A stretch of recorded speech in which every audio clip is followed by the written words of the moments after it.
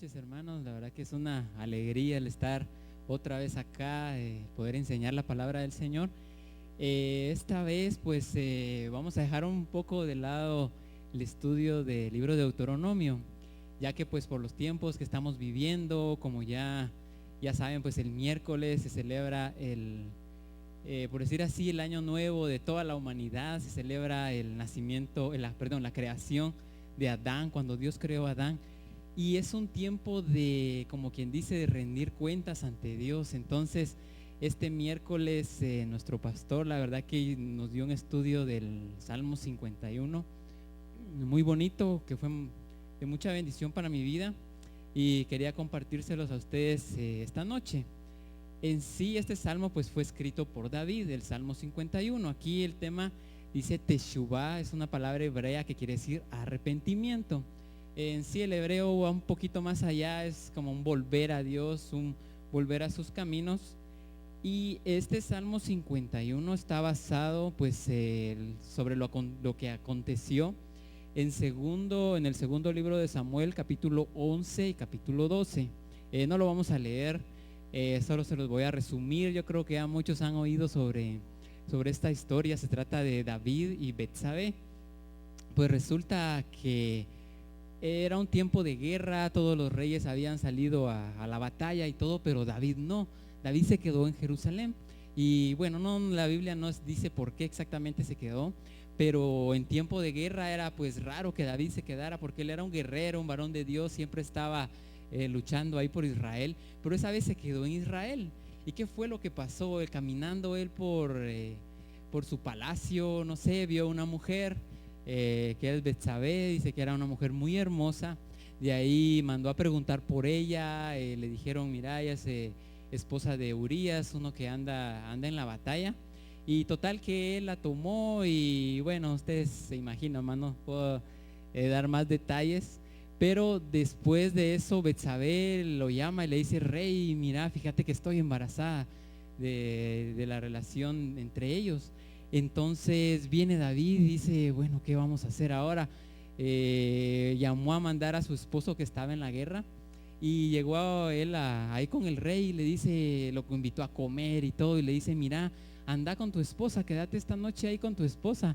Y pues la idea de David era como quien dice, bueno, él iba a estar con su esposa, y después al ver que estaba embarazada, pues él diría, es de él, no se iba a imaginar que era el rey. Pero aquí miramos que Urías era un varón muy íntegro, muy recto. Y le dice, no, ¿cómo voy a estar yo con mi esposa si mis soldados todos están luchando allá por Israel? No puedo hacer eso, no. Y total que David trató de hacer cualquier cosa y no pudo. Urías dijo, no. Entonces, bueno, a David se le ocurrió un plan, y imagínense este plan. Él le dijo, bueno, hizo una carta. En ese tiempo pues él, en lugar de David, había ido Joab, era uno de sus generales del ejército.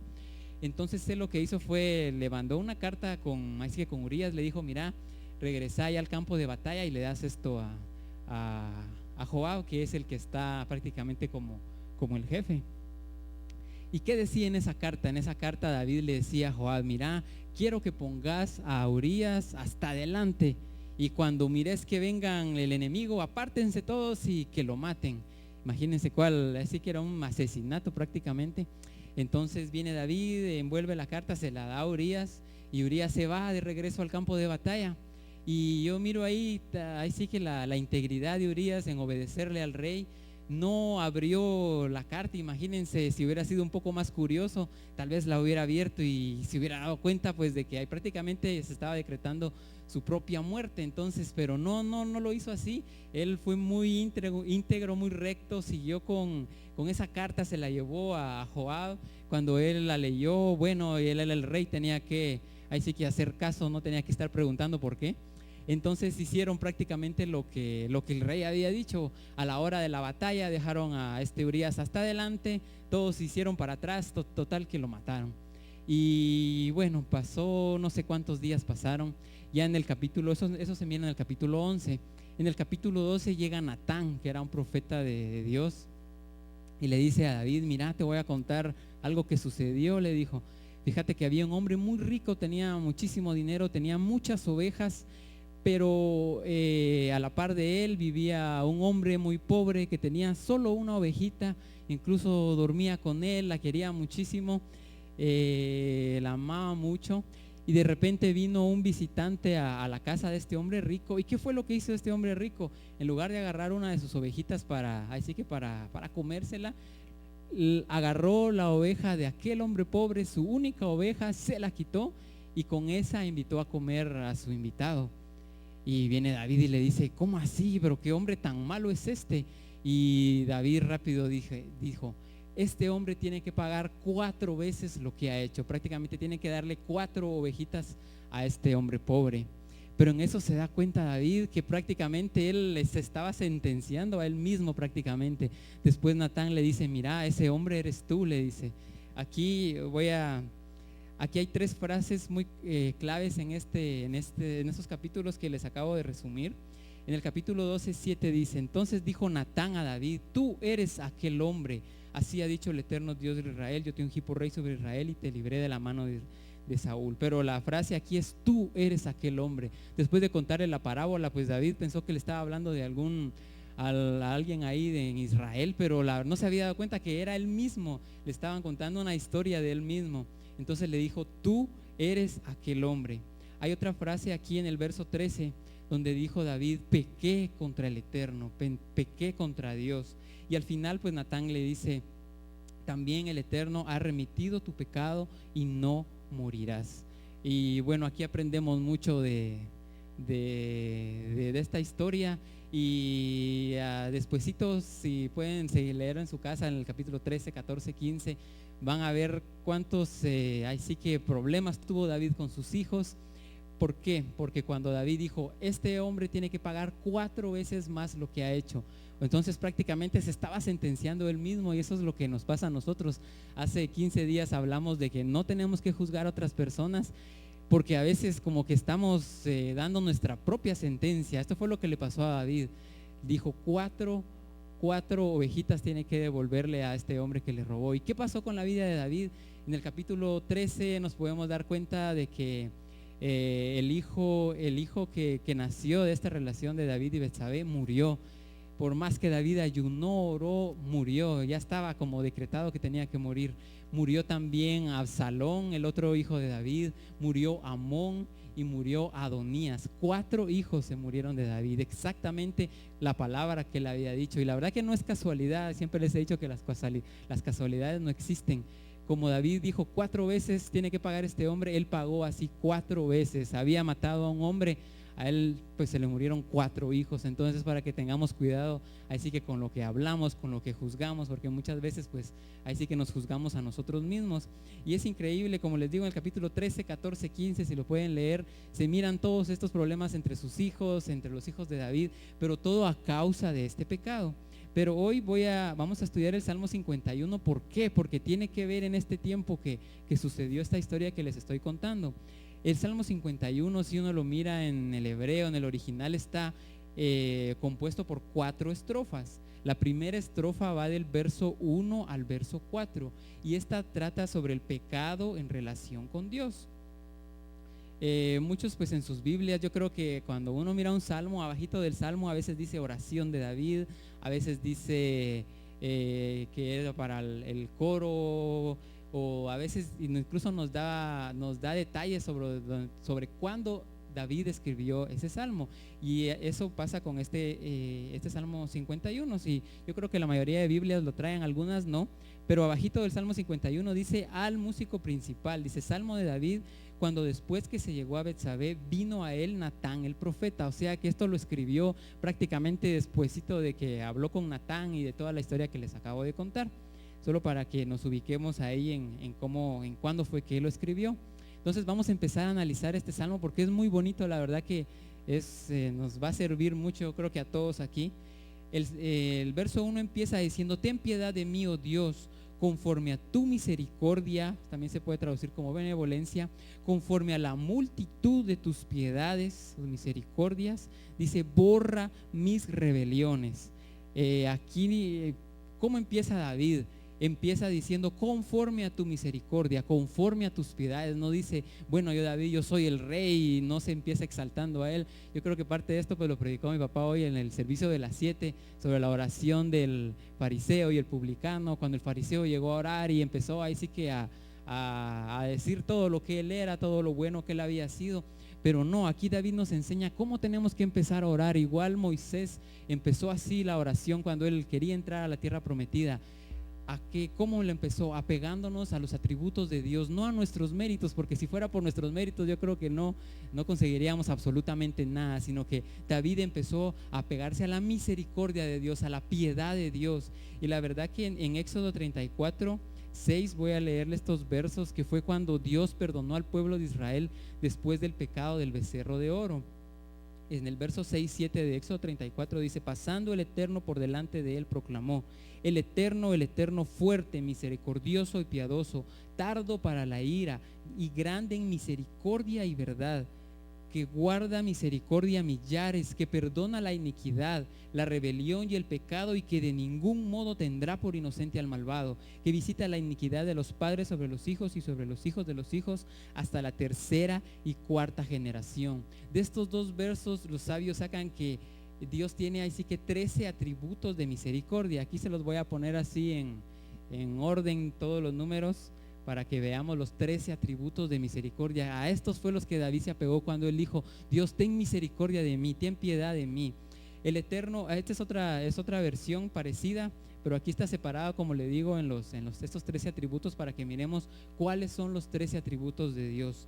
El Eterno pasó delante de él y proclamó: el Eterno. Primero es Dios, prácticamente ahí sí que es su nombre. Misericordioso, pródigo en gracia, tardo para la ira. El 6, abundante en bondad y verdad. El 8, que preserva bondad de ahí para millares de generaciones, perdona la iniquidad, la rebelión y el error, y absuelve. Estos 13 atributos, la verdad que también los podemos ver en la vida de Jesús, y pues es algo maravilloso. Este es un pasaje que se lee mucho en estos días de arrepentimiento, de buscar a Dios y de así que de implorar la misericordia del Creador en nuestras vidas. Voy a continuar.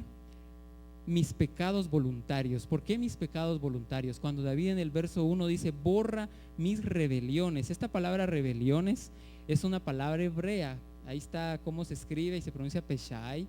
¿Esto qué significa esta palabra? Son transgresiones o pecados voluntarios. Es una desobediencia definida y voluntaria. O sea, es algo que hicimos con toda la conciencia de que lo queríamos hacer. Es un pecado voluntario. A eso se refería David. Más adelante en el verso 2 dice: lávame más y más de mi maldad y límpiame de mi pecado. La palabra que usa aquí para maldad también a veces se traduce como iniquidad, y esta es una perversión o corrupción resultado de los pecados voluntarios. O sea, el significado literal de la palabra lávame también, ese significado es restrégame. Prácticamente aquí se refiere esta palabra. Yo creo que muchos aquí han visto cómo se lavaba la ropa antes, o bueno, ahora también se hace, pero más antes, que no estaban las lavadoras, prácticamente era restregar la ropa. Esa es la palabra que usa David aquí: lávame, límpiame de esta iniquidad, de esta maldad. ¿Por qué? Porque se sentía sucio, quería que Dios lo limpiara.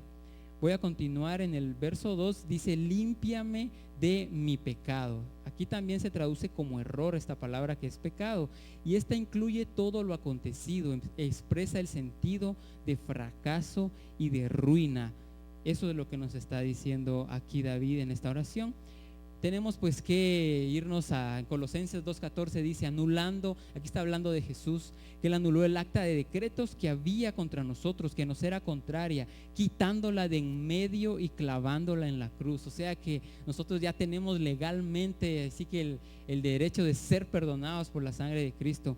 En 2 Corintios 5:21 dice: al que no conoció pecado, por nosotros lo hizo pecado para que nosotros fuésemos hechos justicia de Dios en él. Entonces aquí, bueno, hay muchos más textos donde podemos ver, ahí sí que la misericordia de Dios, el sacrificio que Dios hizo por nosotros para limpiarnos. O sea, legalmente nosotros ya tenemos la salvación, somos salvos, tenemos prosperidad, tenemos sanidad, pero ¿qué nos falta a nosotros? Tenemos que apropiarnos de esas promesas, guardar su palabra para que eso se haga vida en nosotros. Voy a continuar con el verso 3. Dice el verso 3 del Salmo 51, vamos a regresar al Salmo 51, dice: porque yo reconozco mis rebeliones y mi pecado está siempre delante de mí. Esta palabra, para donde dice David reconozco, en el hebreo pues puede traducirse también como lo conozco, lo confieso, no intento esconderlo.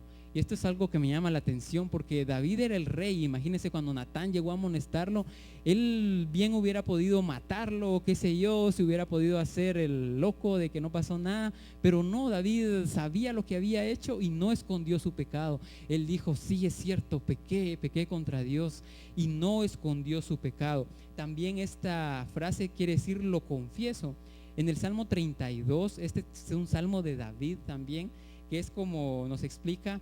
Dice: mientras callé, se envejecieron mis huesos en mi gemir todo el día. Aquí está prácticamente la importancia de confesar. A veces decimos: bueno, Dios ya lo sabe, yo también ya lo sé, pero no, tenemos que confesar. Hay algo en el hablar, hay algo que pasa en nuestra boca cuando confesamos nuestros pecados.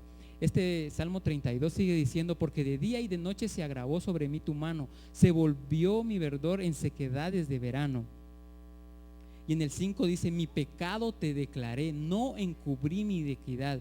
Dije: confesaré mis transgresiones al Eterno, y tú perdonaste la maldad de mi pecado. Pero aquí es ahí sí que la aplicación a nosotros, que tenemos que confesar, tenemos que hablar, yo creo que nosotros cuando recibimos al Señor tuvimos que hablar y confesar, creer que Él era nuestro Salvador, creer que Él había muerto por nosotros. Así también cuando fallamos tenemos que confesar nuestros pecados, tenemos que declararlos ante el Señor. En el verso 3 termina diciendo: mi pecado está siempre delante de mí. Esto lo explicó pues ayer David en la prédica de ayer en la noche, que siempre, bueno, David sentía que tenía el pecado ahí. Es cierto, tal vez nadie lo sabía, pero él sabía pues lo que había hecho y estaba arrepentido. Ahora, ¿contra quién pecó David? Pues podemos decir, pecó contra Betsabé, pecó contra Urías, prácticamente, que fue su asesino intelectual, pecó contra Israel, pecó contra sus hijos también, porque a causa de su pecado sus hijos murieron. Pero en el verso 4 dice David: contra ti solo he pecado y he hecho lo malo delante de tus ojos, para que seas reconocido justo en tu palabra y tenido por puro en tu juicio.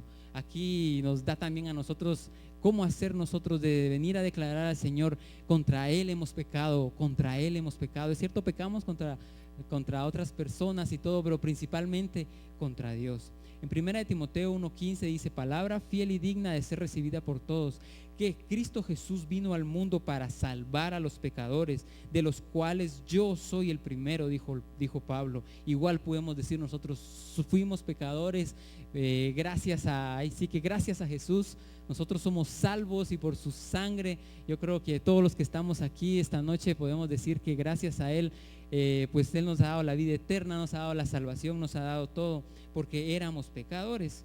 Aquí termina la primera estrofa de este salmo. Ya leímos los primeros 4 versos. Vamos a ir a la segunda estrofa. Esta segunda estrofa está compuesta desde el verso 5 al verso 9, estos 5 versos. Esto trata más que todo, se recuerdan, en los primeros 4 decía el pecado en relación con Dios. Ahora viene el pecado en relación con el pecador. Y en el verso 5 dice: he aquí, en maldad he sido formado, y en pecado me concibió mi madre. Aquí pues él está confesando realidades de su propio ser, que eran esencialmente y por herencia corrompidos. Aquí pues entra que a veces pues traemos de nuestros papás, de nuestros abuelos, yo que sé, lo que le llaman pues maldiciones generacionales y todo. Pero yo creo que esta noche vamos a romper todo eso y vamos a salir libres.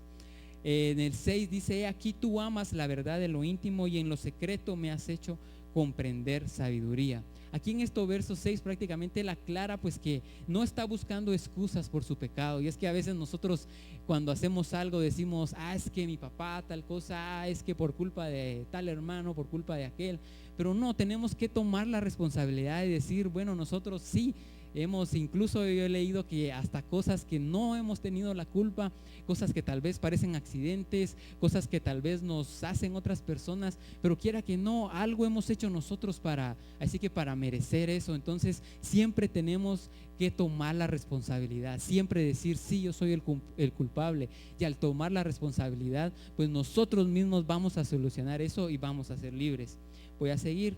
En el verso 7 dice, purifícame con hisopo y seré limpio, lávame y seré más blanco que la nieve.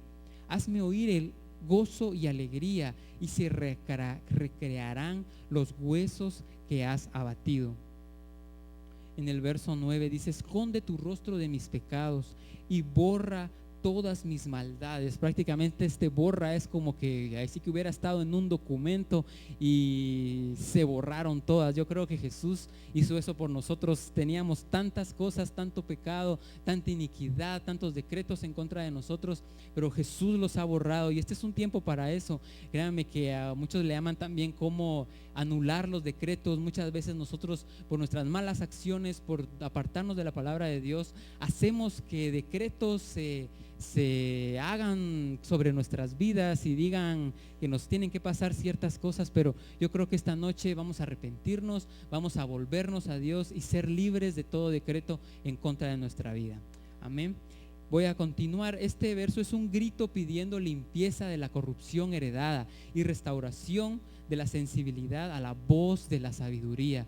Como les digo, esta estrofa marca prácticamente cosas que traemos desde antes. Incluso pues se dice pues que el pecado pues viene desde Adán y nosotros estamos aquí para corregir muchas cosas. Entonces eso es lo que nos dice esta segunda estrofa. Voy a continuar. Ahora la tercera estrofa está compuesta desde el verso 10 al verso 14 y esto es una gran apelación. Vamos a leerlo. El verso 10 dice, crea en mí, oh Dios, un corazón limpio, renueva un espíritu recto dentro de mí, no me eches de delante de ti, no quites de mí tu Santo Espíritu. David sentía que ya estaba perdiendo esa comunión con el Espíritu Santo y la verdad que no sé qué haríamos sin el Espíritu Santo. Yo creo que es nuestro amigo, es alguien que está siempre con nosotros y no tenemos que dejar que se aparte el Espíritu Santo de nosotros. El verso 12 dice, vuélveme el gozo de tu salvación y espíritu noble me sustente. Vuélveme ese gozo de saber que soy salvo. Entonces enseñaré a los transgresores tus caminos y los pecadores se convertirán a ti. Aquí nos está enseñando David que era prácticamente tenía un corazón de maestro. Dicen, voy a hacer que sea un testimonio, a enseñarles a los demás que no pequen, que no se aparten de la palabra de Dios porque no nos va a ir bien. El verso 14 dice, líbrame de homicidios, oh Dios, Dios de mi salvación, cantará mi lengua tu justicia.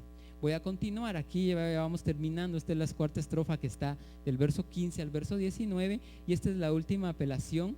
Dice, Señor, abre mis labios y publicará mi boca tu alabanza. El 16 dice, porque no quieres sacrificio, que yo lo daría, no quieres holocausto.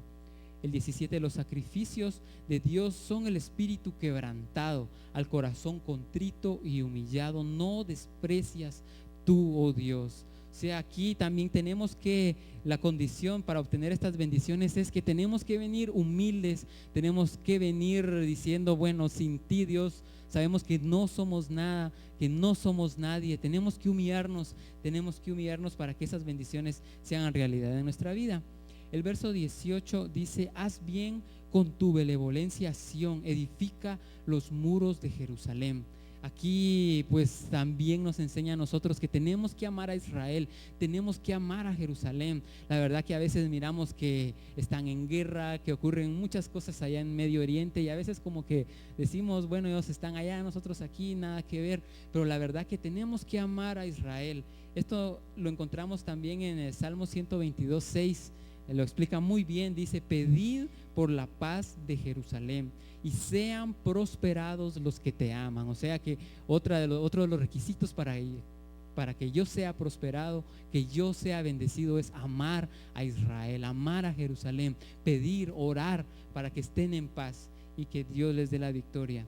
Y el 19, que ya es el último verso, dice: entonces te agradarán los sacrificios de justicia, el holocausto u ofrenda del todo quemada. Entonces ofrecerán becerros sobre tu altar. Aquí termina este salmo. ¿Qué podemos aprender? Bueno, este salmo es un salmo de arrepentimiento, de volvernos a Dios. Hay muchas cosas, esto lo escribió nuestro pastor, la verdad. Puse todas estas conclusiones, me gustaron mucho. Dice: el pecado ofende a Dios, el pecado ofende a Dios. ¿Qué hace también? Destruye la personalidad, nos destruye a nosotros, paraliza la influencia sobre los demás. Es absolutamente incurable por medios humanos. Solo por la sangre de Cristo nosotros somos perdonados. Y Dios responde a la confesión y a la confianza depositada en su misericordia eterna. Y aquí vuelve a hacer aquí notar la confesión. Tenemos que confesar nuestros pecados. Y cuando un hombre exclama con absoluta sinceridad: he pecado, la respuesta es siempre la misma: el Señor ha remitido tu pecado. Así como le dijo a David: el Señor ha remitido tu pecado. Pero tenemos que nosotros que volvernos a Dios. La palabra en hebreo de arrepentimiento es mucho más que eso, es volvernos a Él, dejar nuestros malos caminos, y es cambiar, no solo es venir: Dios mío, perdóname por tal cosa que hice, tal cosa que no guardé tu palabra. Es también tomar ese compromiso de hacer el cambio, de decir, así como Jesús le dijo a la mujer, pues que la iban a apedrear, le dijo: tus pecados te son perdonados, pero le dijo: pero no peques más, no peques más. Yo creo que esa mujer ya no volvió a pecar. Ahí sí que fue una experiencia que le cambió la vida. Entonces es una noche, es un tiempo. Yo creo que este fin de semana, toda esta semana se ha hablado de lo mismo, de buscar a Dios, de apelar por su misericordia, de confesar nuestros pecados, de buscarlo, porque la verdad que trae sus consecuencias. Dice en Romanos: la paga del pecado es muerte. Y a veces nosotros no sabemos cuántas cosas hay en contra de nosotros, cuántos decretos hemos nosotros mismos provocado que puedan pasar en nuestra vida. Pero yo creo que esa es una noche para romper esos decretos, venir a arrepentirnos ante Dios, venir a confesar nuestros pecados y dejar a un lado el pecado, dejar a un lado eso que no hemos hecho bien, esos mandamientos que no hemos cumplido, y hacer un compromiso con Dios, acercarnos a Él y cumplir con su palabra. Entonces yo esta noche pues les ruego que nos podamos poner de pie para que busquemos a Dios. Yo creo que es una noche, tal vez hay muchos aquí que no han recibido a Jesús como su Salvador. Es una muy buena noche para recibirlo. Tal vez hay muchos que pues estamos buscando, así que reconciliarnos con Dios, reconciliarnos y decir: Dios mío, hasta aquí, ya no quiero seguir pecando, ya no quiero seguir haciendo el mal. Quiero volverme a ti, para ser más santo y ser a lo que tú me has llamado y hacer tu voluntad. Gracias te damos, Señor, esta noche. Yo creo que tú nos has traído esta noche, es tu voluntad, Señor, que todos los que estamos aquí, Señor, podamos aprender de tu palabra. Este Salmo 51 tan lindo que está, Señor, en tu palabra, que nos enseña a nosotros. Creemos que esta noche vamos a hacer vida a este salmo, vamos a hacer vida a este salmo, vamos a hacer vida en nosotros este salmo. Venimos orando, Señor, esta noche por tu perdón. Venimos pidiéndote, Señor Jesús, por tu perdón. Te damos gracias, Señor, porque sabemos que tú, Señor, veniste a morir por nosotros, veniste a hacer el sacrificio por nosotros. Pero ahora nosotros venimos arrepintiéndonos de nuestros malos caminos.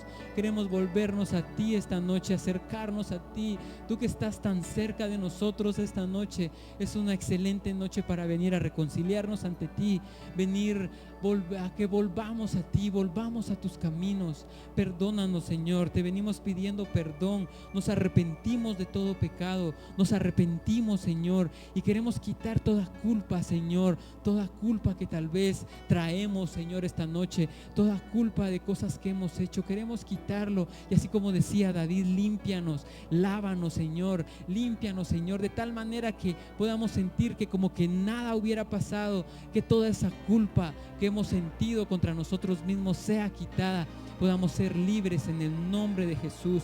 Ya no hay culpa, ya no hay culpa. Dice tu palabra en Romanos que ninguna condenación hay para los que creen en Cristo Jesús. Venimos, Señor, apropiándonos de esa palabra. Ninguna condenación hay para nosotros, ninguna condenación. Te damos gracias, Señor, por tu perdón. Gracias, Señor, porque tú nos has perdonado, y así como tú nos has perdonado, así también perdonamos a las personas que nos han ofendido. Señor, es un tiempo para que nos pongamos a cuentas contigo, nos pongamos a cuentas, Señor, con nuestra familia, con cualquier persona a la cual nosotros le hemos hecho algo malo. Es tiempo para pedir perdón, ponernos a cuentas, Señor, ponernos a cuentas ante ti, Señor, y que tú tengas misericordia. Venimos apelando esta noche por tu misericordia, por tu gracia, tu misericordia, no por nosotros, no por nuestros méritos, no por lo buenos que nosotros creemos que somos, no, Señor, solo por tu gracia, solo por tu misericordia, que tus misericordias son nuevas cada mañana, Señor. Gracias te damos, Señor. Queremos volvernos a ti, Señor, y cambiar nuestro estilo de vida, arrepentirnos, Señor, sí, arrepentirnos de las cosas que hemos pecado, pero ya no hacerlas más, sino volvernos a ti solamente y hacer, Señor, lo que tu palabra nos ha mandado hacer. Gracias te damos, Señor. Gracias por tu perdón, Señor, porque es algo que no podemos entender, algo, Señor, que está fuera, Señor, de nuestra mente entender, como tú, siendo un Dios tan grande, nos visitas a nosotros y nos perdonas. Gracias te damos, Señor, por tu misericordia que es tan grande, Señor. Gracias te damos a ti. Gracias te damos esta noche, Señor. Gracias por tu perdón, Señor. Gracias, Señor, porque sabemos que estás aquí con nosotros. Estás aquí paseándote en medio de nosotros. Gracias te damos, Señor. Gracias por esta noche. Gracias, Señor, porque rompemos también cualquier maldición, cualquier espíritu que ha estado, Señor, tal vez en generaciones anteriores, tal vez en nuestros abuelos, tatarabuelos, no sé cuántas generaciones, Señor, y que tal vez han venido también a nosotros esas maldiciones y han venido, Señor, a estorbar nuestro camino, nuestra vida espiritual. Hoy venimos rompiendo, Señor, toda maldición, todo espíritu, Señor, que quiere atormentarnos en el nombre de Jesús. Vamos a salir libres esta noche. Vamos a salir libres esta noche en el nombre de Jesús.